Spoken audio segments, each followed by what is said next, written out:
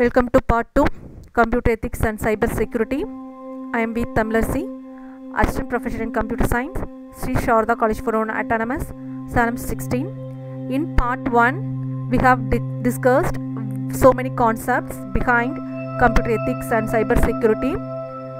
In part 1, we well known about internet, what is internet, what are the cyber crimes we have to face, what are the cyber security,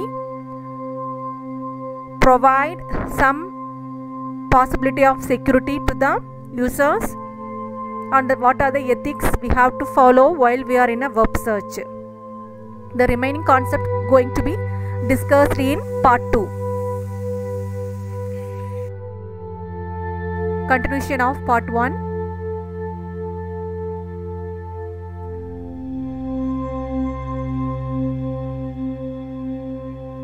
So, what is hacking? Is the unauthorized access when someone gains access to a website, program, server, service or other system by breaking into a legitimate user account. So, the unauthorized access is simply called as a hacking. So, which belongs to when one tries to steal one's password, account, then financial transaction, anything else which is processed under web.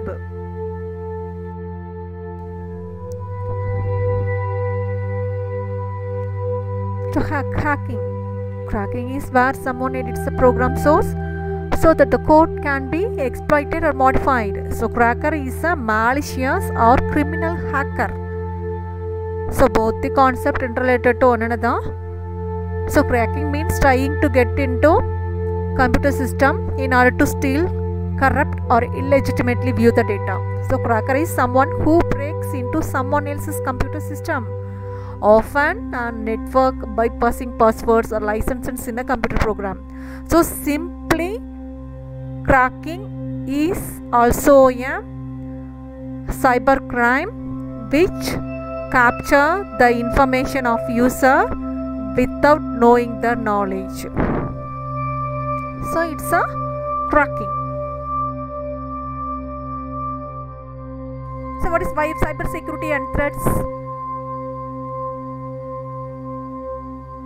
Cyber attacks are launched primarily for causing significant damage to a computer system or for stealing important information from an individual or from an organization.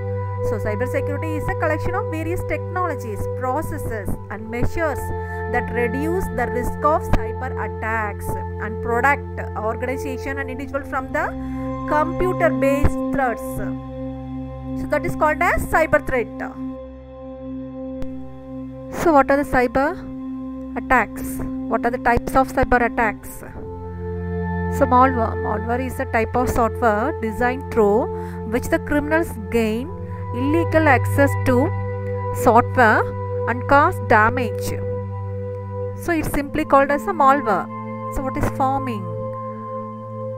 Pharming is a scamming practice in which malicious code is installed on a personal computer or server, misdirecting users to fraudulent websites without the knowledge or permission.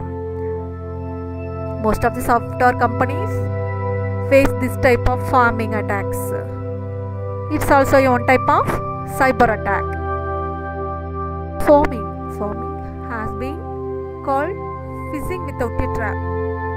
So it's another way hackers attempt to manipulate users on the internet. So it is a cyber attack intended to redirect a website traffic to a fake site. So most of them experience this type of pharming while we are in a web search.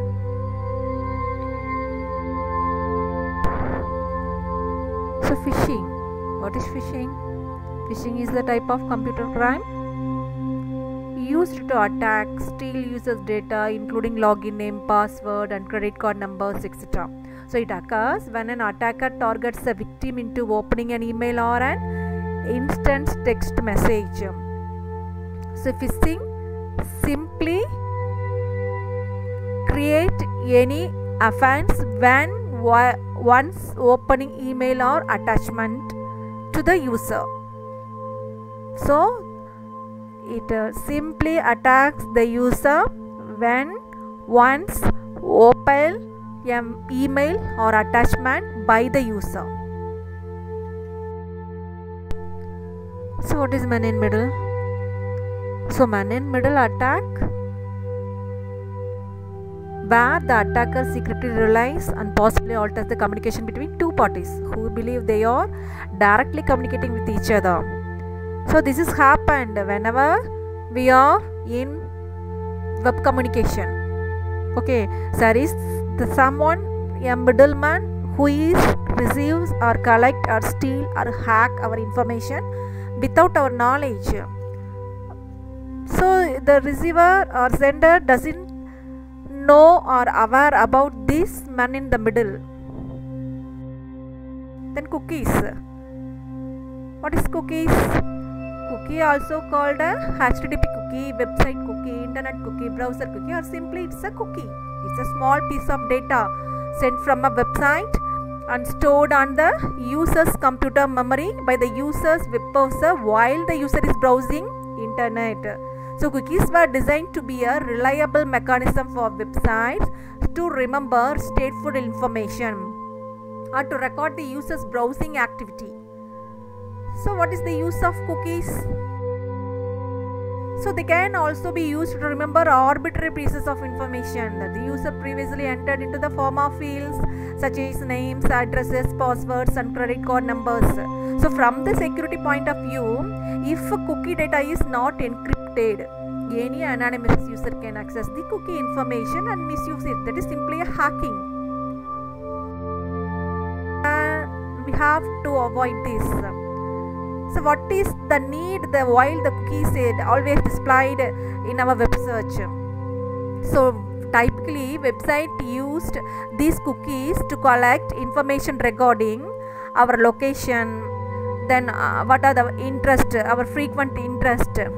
So like that information they gathered through cookies to enhance their website.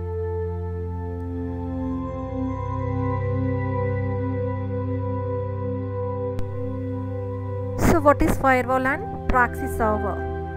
A firewall is a computer network security based system that monitors and controls incoming and outgoing network traffic based on predefined security rules. So a firewall commonly establishes a block between a trusted internal computer network and an entrusted computer outside the network. So simply firewall protects our information from cybercrime.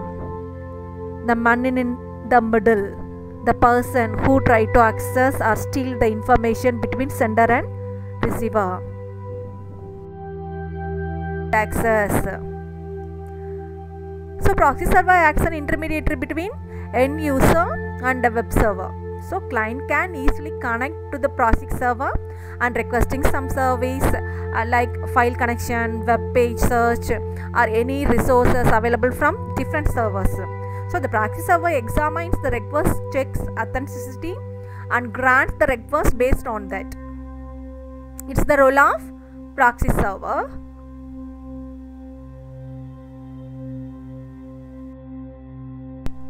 So to avoid unauthorized access, we need a concept of encryption and decryption. So encryption and decryption are processes that ensure confidentiality, that only an authorized person can access the information, and encryption is the process of translating the plain text into a random and mangled data. So decryption is the reverse process of converting the ciphertext back to plain text. So encryption and decryption are done by cryptography.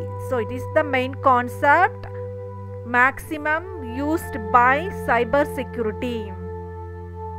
So in cryptography, a key is a piece of information that determines the functional output of a cryptographic algorithm. So only the sender and receiver can be able to understand the information which is avoided by the middleman access.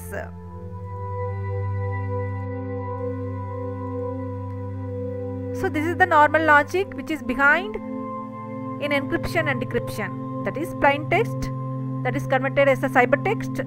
Again it goes to the receiver as a plain text. So this is the concept of encryption and decryption. So encryption has been used by militaries and government to facilitate secret info communication. So it is now commonly used in protecting information within many kind of civilian systems. So it is also used to protect data in communication system, for example Bluetooth devices and bank automatic teller machines. So data should also be encrypted when transmitted across networks in order to protect against the network traffic by unauthorized users. So simply by using cryptographic algorithm we can protect our data. So to avoid cyber threat we need some law to enforce the people to follow some ethics. So that is called as Information Technology Act. So in the 21st century, computer, internet and ICT or e-revolution has changed the lifestyle of the people. Because today the paper-based communication has been substituted by e-communication. Now the world became digitalized. According to we have new terminologies like cyber world, cyber e-transaction, e-banking, e-return and e-contracts. So apart from the positive side of e-revolution, there is also a negative side of computer, that is the internet and ICT in hands of criminals, so which become a weapon of offense. So according to a new panel of members emerged to tackle the problems of cyber crimes in cyberspace, cyber law or cyberspace law or information technology law or internet law has been declared. So to protect people from cyber attack, Information Technology Act has been declared.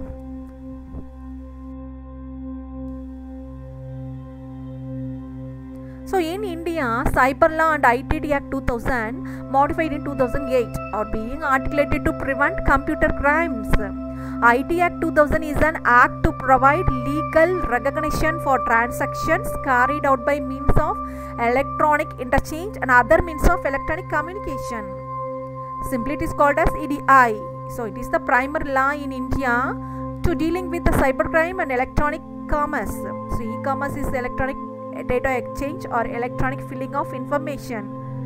So for the need of digital world, the cyber law and IT Act 2000 has been established. So how to prevent those cyber attacks? So complex password setting has been make your surfing secured. Then you have to disconnect internet while you are not in use. Then you do not open spam mail or emails that have an unfamiliar sender. So when using an antivirus software, keep to update. These are the some prevention methods which is used for secure from unauthorized access.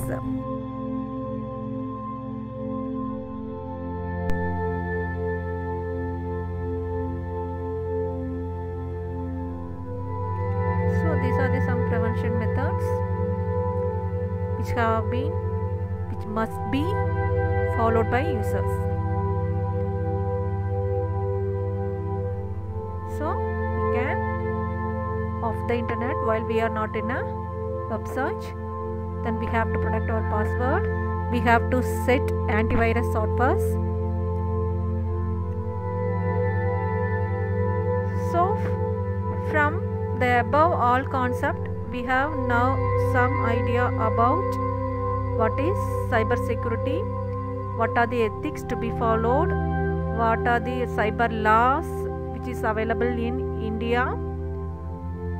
So we have to aware about this concept. So you have to follow this while you are in web search and pass this information to your friends, colleagues, and who is not aware about these concepts.